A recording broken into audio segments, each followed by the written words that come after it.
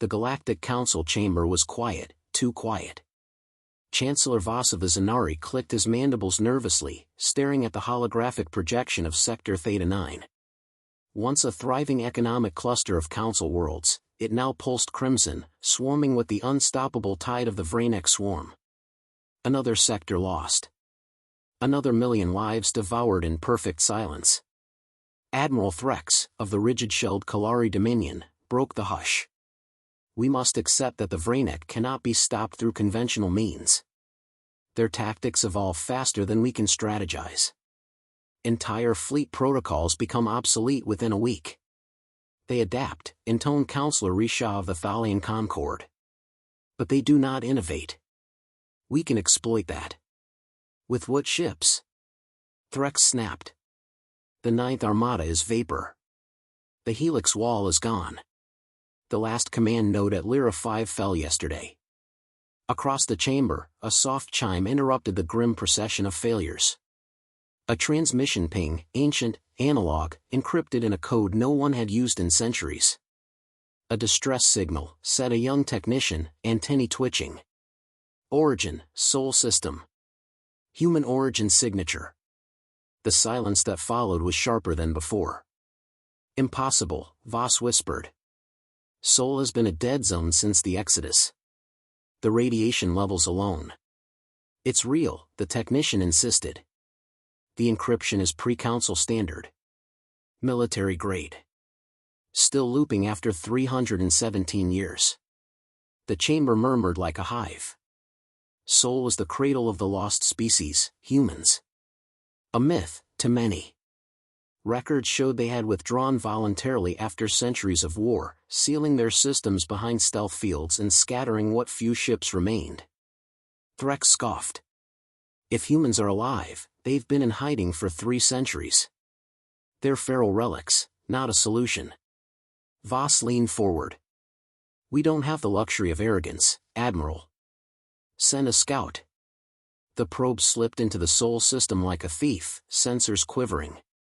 The outer planets were lifeless, industrial husks. The asteroid belt bore mining scars, abandoned long ago. But in the Oort cloud, just beyond Neptune's ghostly orbit, it found something. A ship. Massive. Silent. A titanic spearhead of armor and angular plating, cloaked beneath gravitational shadows and ice debris.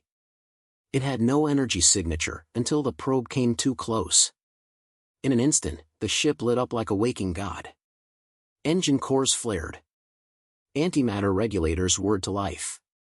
Defense grids tracked the probe with pinpoint precision. Then came the voice.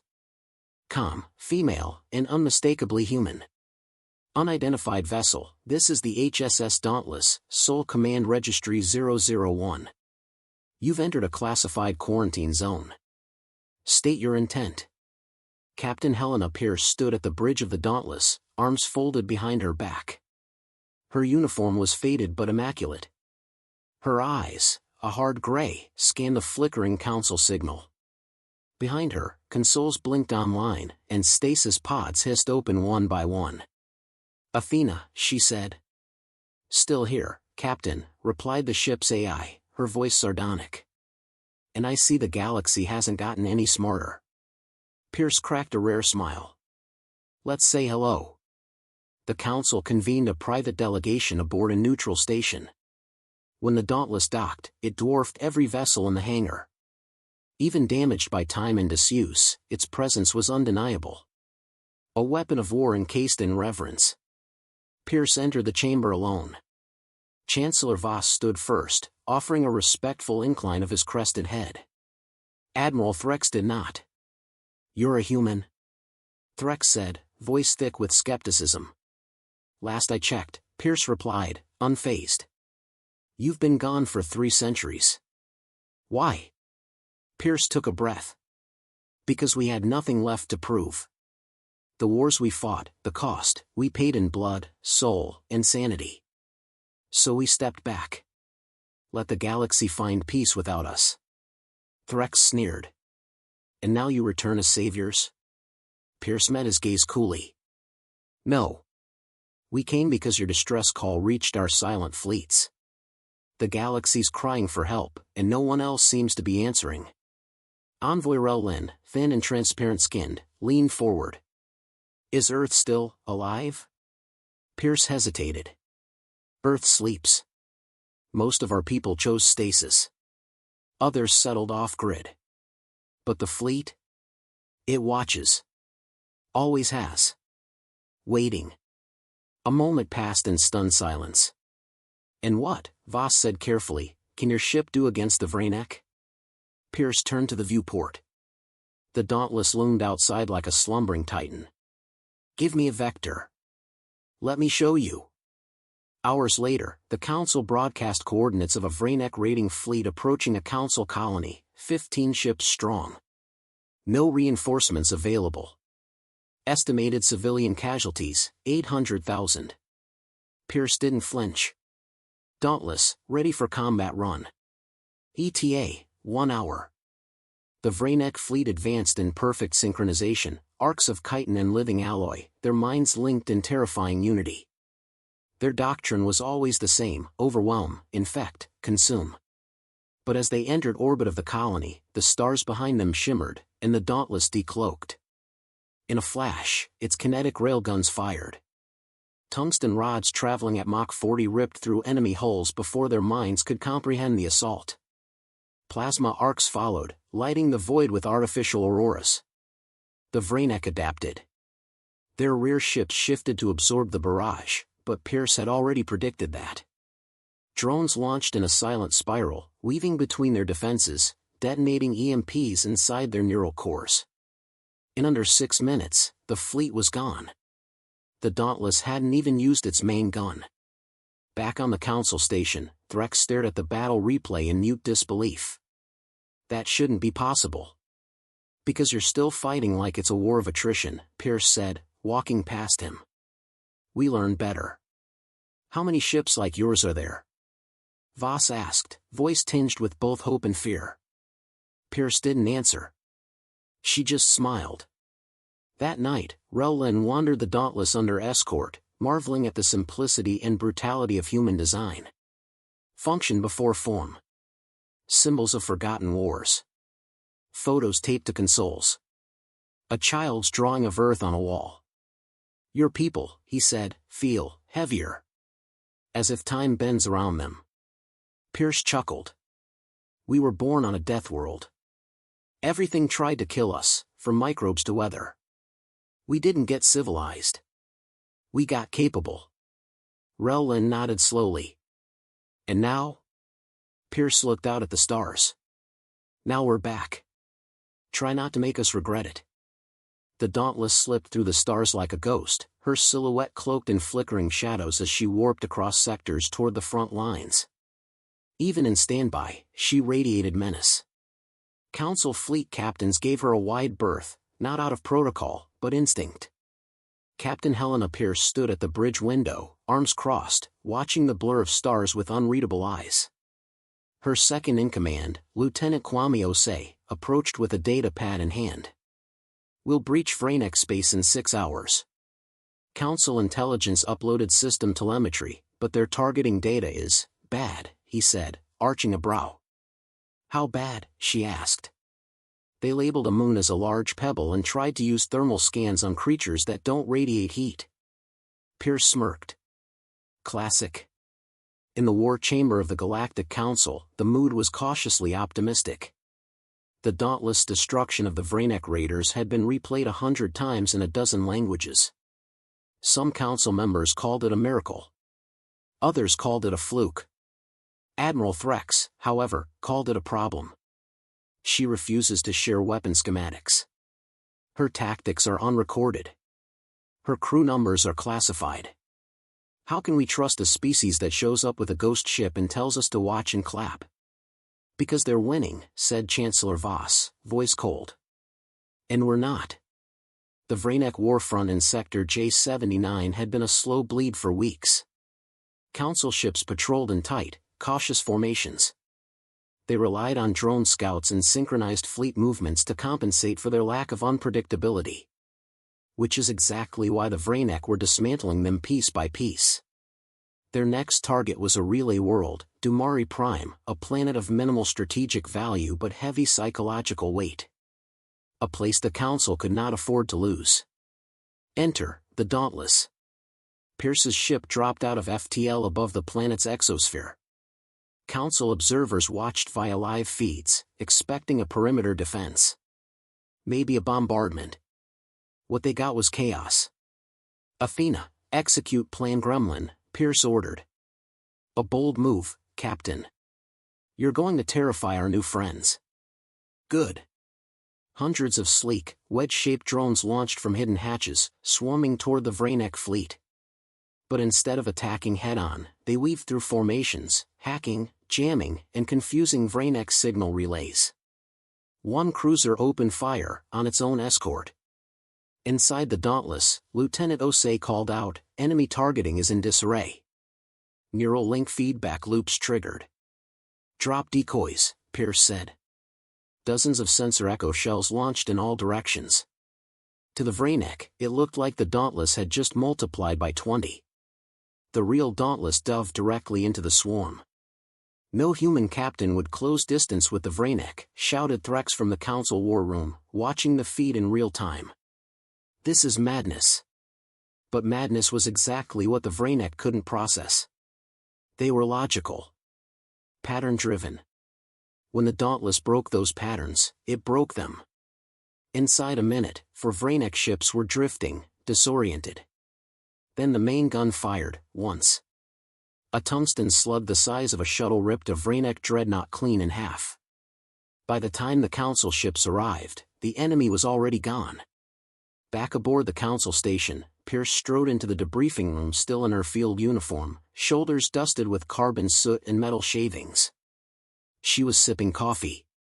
"Any questions?" she asked. Admiral Threx slammed a report onto the table.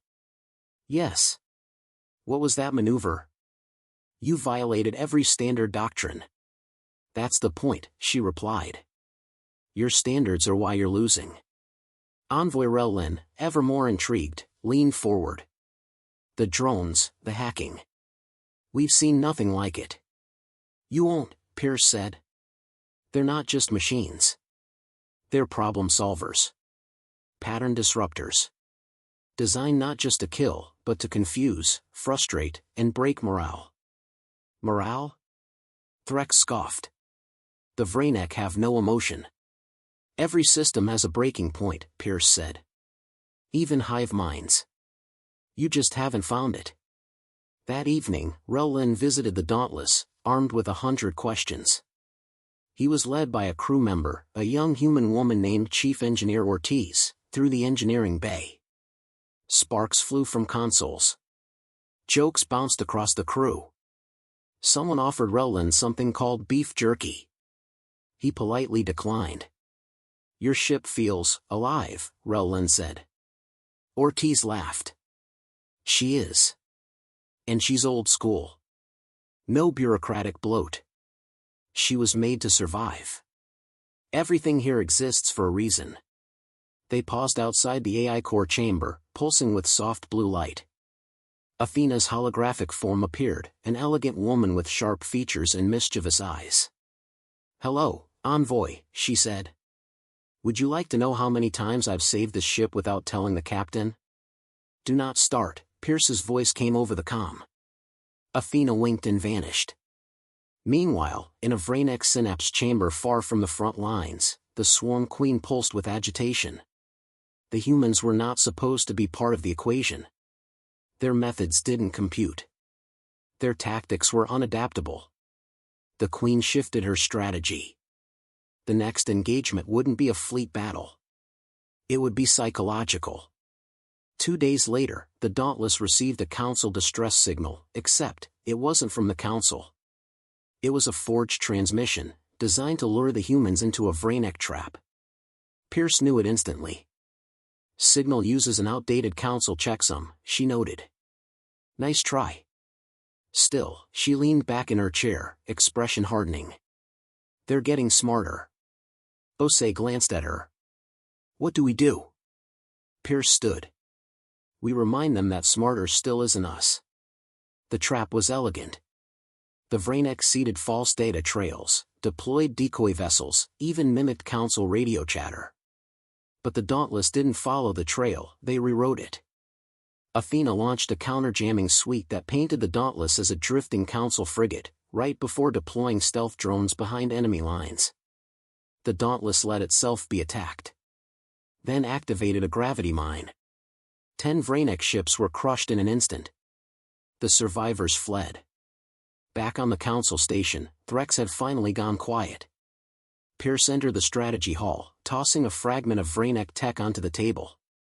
You think war is about numbers and models. For us, it's instinct. Improvisation. We fight dirty. We fight angry. We win. Chancellor Voss asked quietly, "And what do you want, Captain?" Pierce looked at the Council members, dozens of species staring at her with fear, awe, and something else, hope. "I want you to stop thinking of humans as a wild card," she said. "And start thinking of us as your last, best chance." Later that night, Rellin found her alone on the viewing deck of the Dauntless, sipping coffee, gazing at the stars. "Are there more ships like yours?" he asked. Pierce was quiet for a moment. "There are," she finally said. "Not many. But enough." "Why hide them?" "Because war is not something we want to return to," she said softly. "We left for a reason. But we came back, because you needed us." Rellin tilted his head. "Do you ever fear what the galaxy will become with humans back in it?" "All the time," Pierce said. "But I fear what it becomes without us more." The Council chamber was abuzz with speculation. After 3 decisive victories, the Dauntless had become a symbol of power, of mystery, and, most dangerously, of hope. Across Council space, whispers spread like wildfire, "The humans have returned." But not everyone was celebrating. "They're hiding something," Admiral Threx said, pacing before the central table. "No species can disappear for 3 centuries and return with such precision, such power, without a price."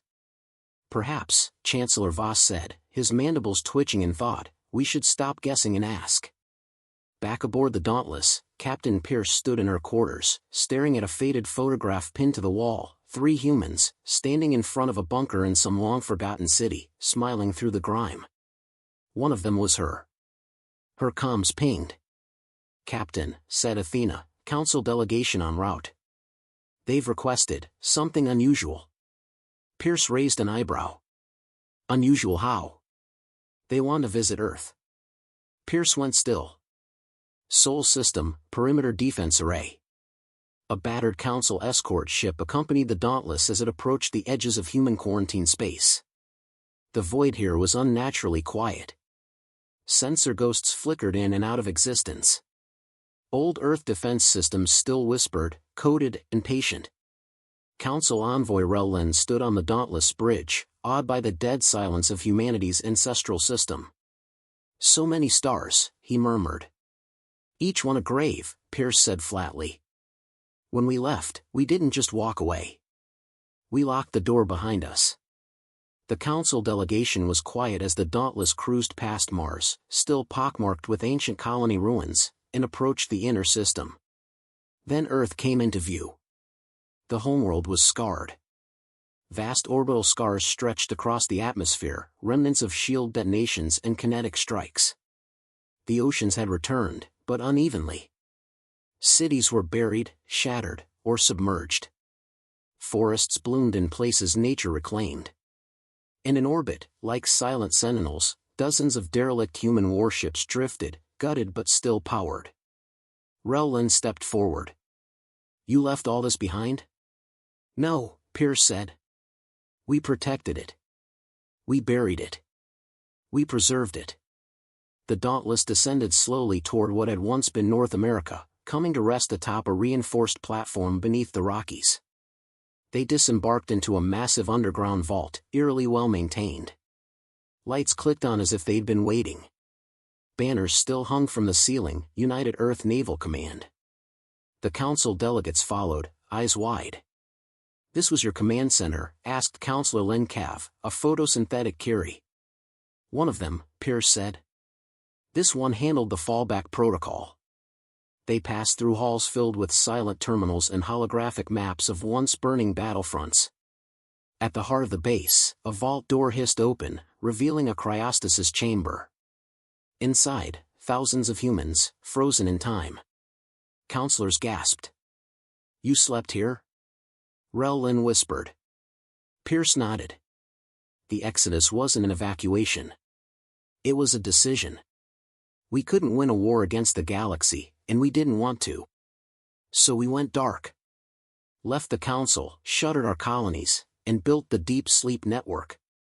But your warships remained active? Lin Cav asked. Some. Most were mothballed.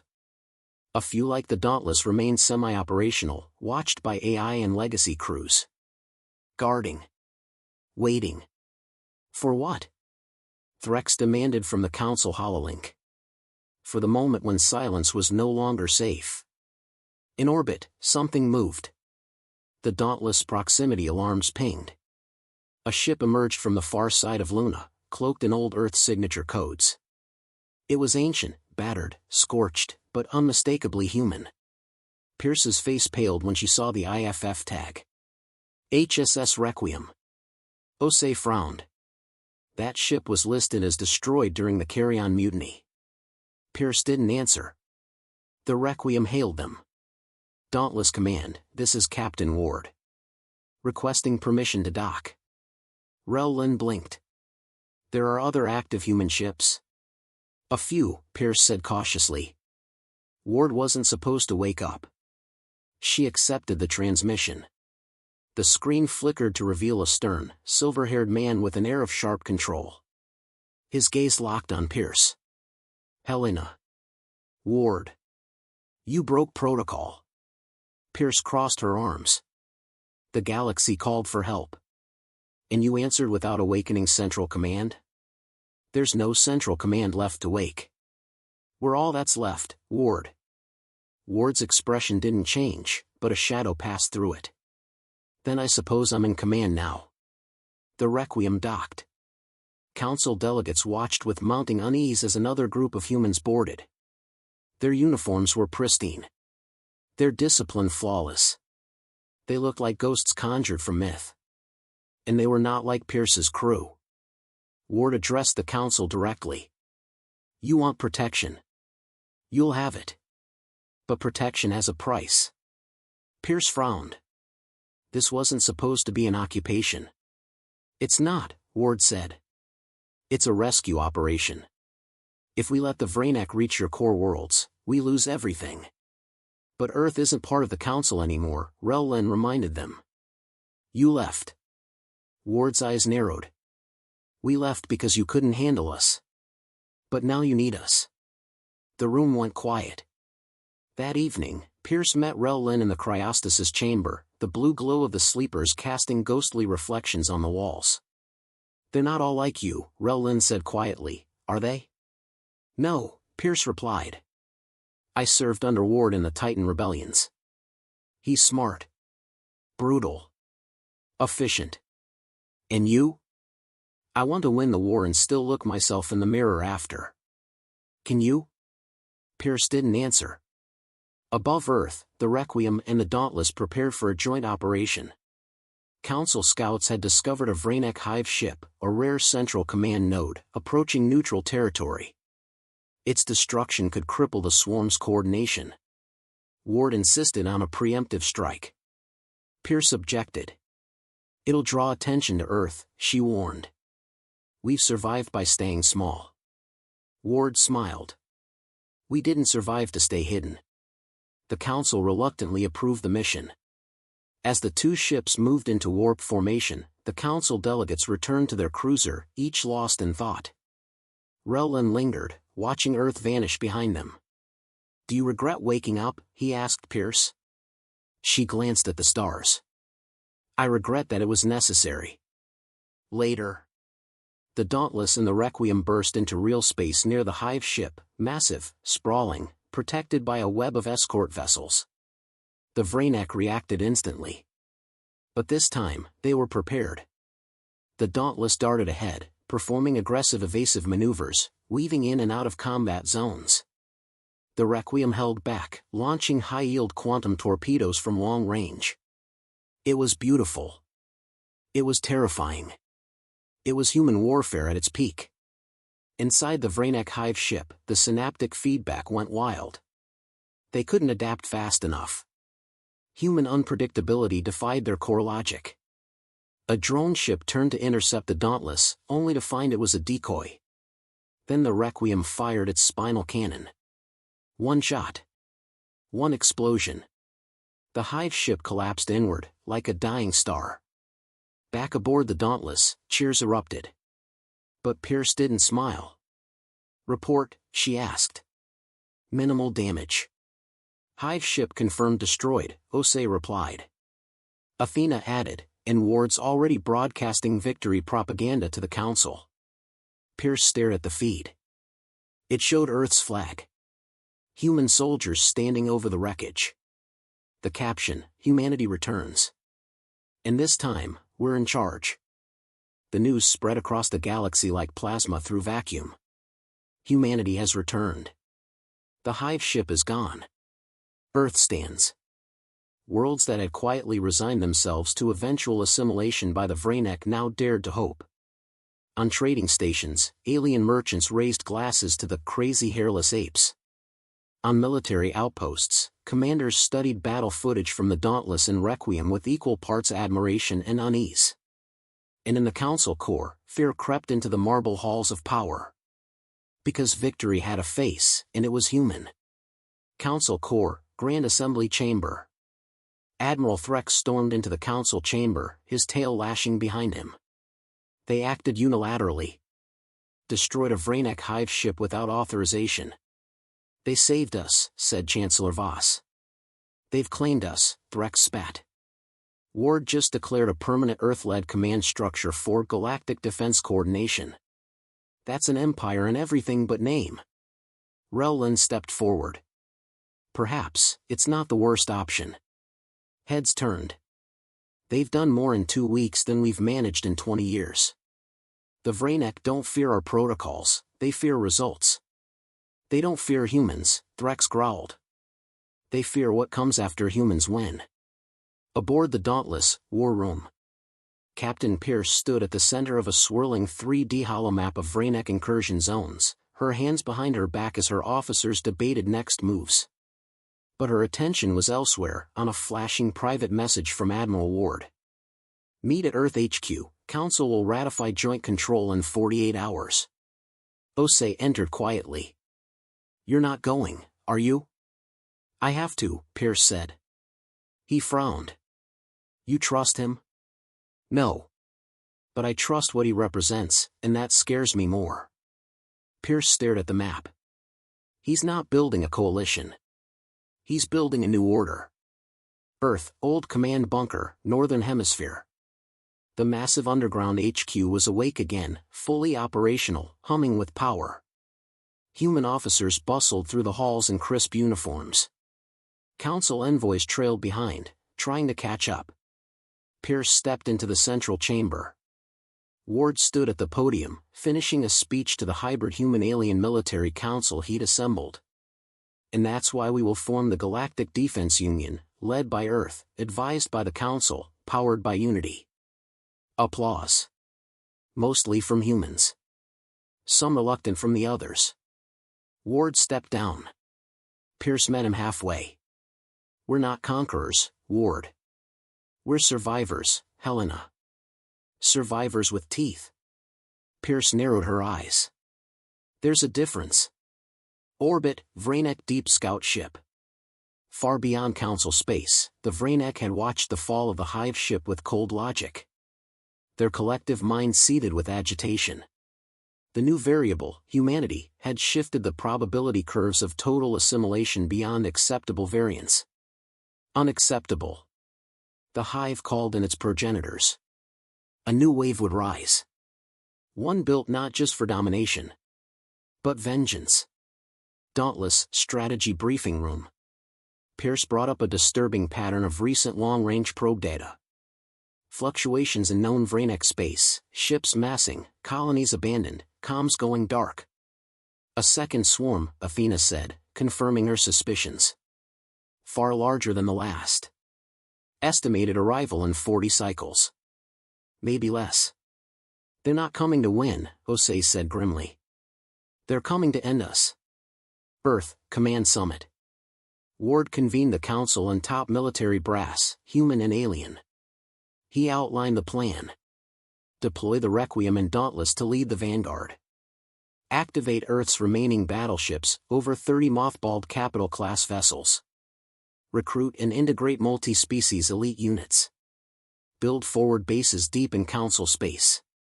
We strike first, he said. We don't wait for the storm, we become it. Rellin raised a hand. And after we win? Ward didn't blink. We decide what the galaxy becomes. After the meeting, Pierce caught up with Rellin. You see it too, don't you, she said. Rellin nodded. He's not fighting to save the galaxy. He's fighting to reshape it. Pierce took a deep breath. Then we'd better win before he does. Vranek Space, Outer Frontier. The Dauntless led a strike force of 20 ships, human-built, alien-crewed, into the heart of enemy territory. Behind them, Earth's reawakened war fleet followed, newly refitted and fearsome. The stars lit with fire. Pierce sat in the Dauntless command chair, issuing comm orders. Her eyes tracked dozens of enemy vessels on the main display. But her mind was elsewhere. If they won here, if they turned back the swarm, would humanity ever step back? Or was this what they were now? The galaxy's sword. The Battle of Virex's Divide. The battle raged for days. Human tactics bewildered the enemy, feints layered within feints, retreating ambushes, multi-layered EMP suppression grids, and time-delayed decoy drones. The Vranek faltered. Then collapsed. Ward's Requiem broke the enemy's rear line with a suicidal burn through their central carrier cluster, turning the tide. Pierce deployed a warhead designed centuries ago but never used.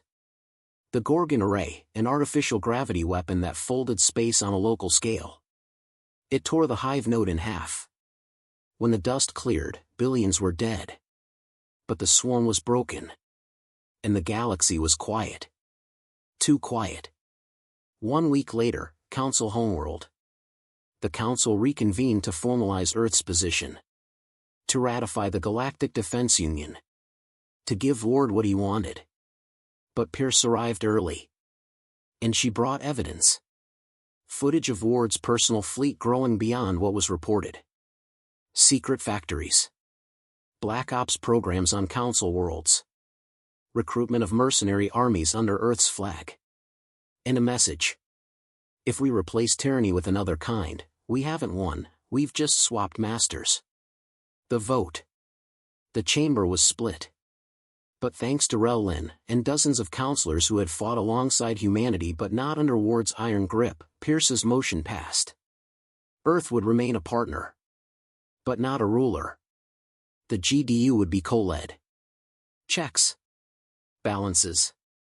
Transparency. Ward was furious. He confronted Pierce privately. You've just hamstrung our only chance to save the future. No, she said calmly. I've saved what we were fighting for. Epilogue. A year passed. The swarm did not return. Worlds rebuilt. Alliances deepened. Council fleets began adopting human tactics, without adopting human dominance. The Dauntless remained in service, a symbol of unity and strength. Pierce, now an admiral, visited Earth often, walking the quiet halls of the old bunkers, looking at the cryopods that still slumbered below. She hadn't woken them. Not all of them. Not yet. Because the galaxy didn't need conquerors. It needed guardians. Final scene, Earth orbit. Athena spoke softly. Message received from the Council. They've renamed the Defense Treaty. Pierce smiled faintly. What is it now? Athena paused. Project Dauntless. Pierce stood at the viewport, watching Earth slowly rotate beneath them. Good, she said. Let them remember what happens when humanity stands tall.